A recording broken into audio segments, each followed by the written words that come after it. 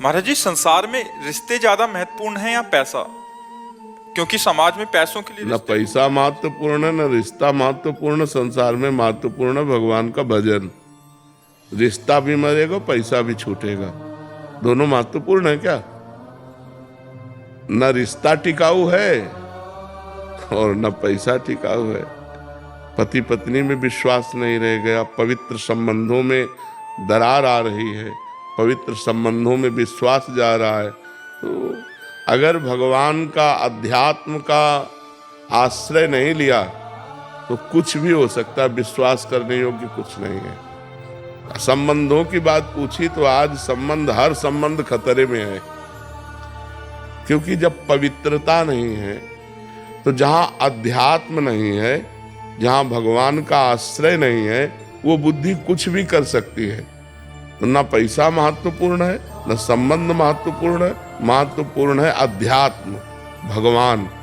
जब तक भगवान का भजन नहीं करोगे तब तक खूब पैसा होने पर भी शांत नहीं रहोगे, आनंदित नहीं रहोगे। क्योंकि पापाचरण होगा और पापाचरण का फल दुख होगा, उसे भोगना ही पड़ेगा।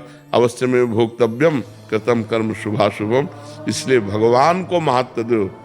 संसार के संबंधों में जो प्रियता है वो भगवान से है। जैसे बेटा बहुत प्रिय है, लेकिन उसके अंदर से भगवान चले जाएं तो कई दिन बेटे के शरीर को रखोगे? उसके शरीर को जला दोगे ना। तो संबंध में प्रियता किससे थी? भगवान से ही। तो संबंध में प्रियता भगवान से ही है। रुपए का जो सुख है, रुपए में कोई महत्व बुद्धि नहीं। रुपए से विषय भोग मिलते हैं, ये महत्व बुद्धि है। अगर आपको रुपए के सुख की बात कहे तो आपको एक कमरे में बैठा दिया जाए और 500 के नोटों से यहाँ तक किया जाए, न पानी न भोजन, आप क्या कहोगे? चिल्ला पड़ोगे कि रुपया हटाओ, हमको सब रुपया ले जाओ, हमको पानी पिला दो, हमको भोजन दे दो।